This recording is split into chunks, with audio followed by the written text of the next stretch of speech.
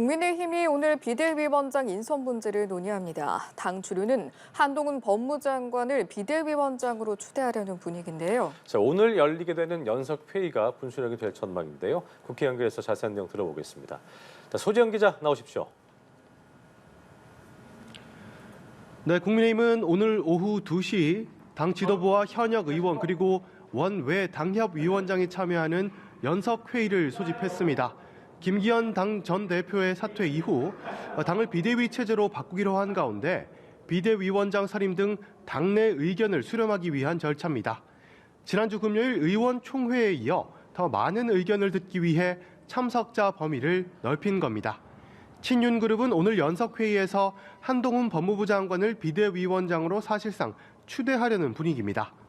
높은 인지도와 참신함 그리고 전투력 등에서 좋은 평가를 받고 있는 데다 윤석열 대통령의 뜻까지 한 장관에게 있다는 겁니다.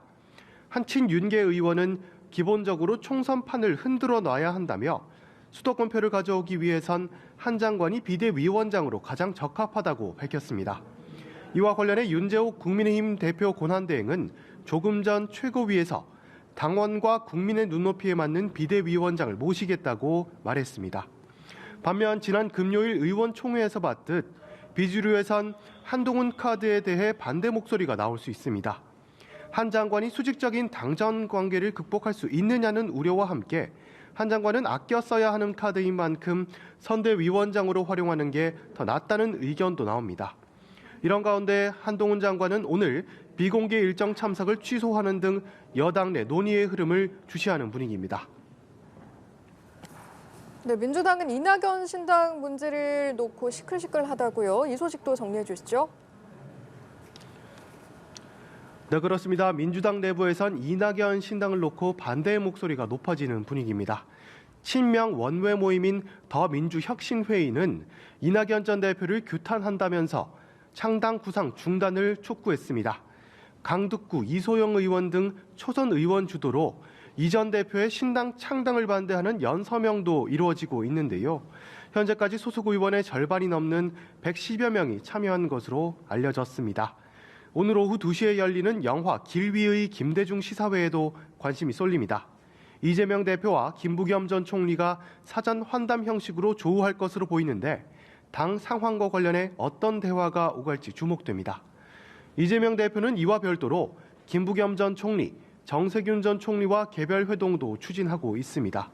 일각에서 제기되는 문재인 정부 3총리 연대설을 진화하려는 차원으로 보입니다. 다만 이낙연 전 대표는 국민일보와의 인터뷰에서 민주당이 근본적으로 변화하지 않으면 신당 열차는 계속간다며 새해 신당 추진하겠다는 의지를 재차 드러냈습니다. 자, 그리고 이번 주 국회, 이른바 인사청문회 슈퍼위크라고 할 만큼 일정이 많다고 하죠? 네, 그렇습니다. 오늘 국회에선 윤석열 정부 2기 내각 장관 후보자들에 대한 인사청문 일정이 시작됩니다. 송미령 농림축산식품부 장관 후보자를 시작으로 기획재정부, 해양수산부, 국토교통부, 중소벤처기업부, 국가보훈부 등 6개 부처 장관 후보자가 대상입니다. 한편 여야가 합의한 내년 예산안 처리 시점, 벌써 모레로 다가왔지만 이견을 좁히지 못한 분위기입니다.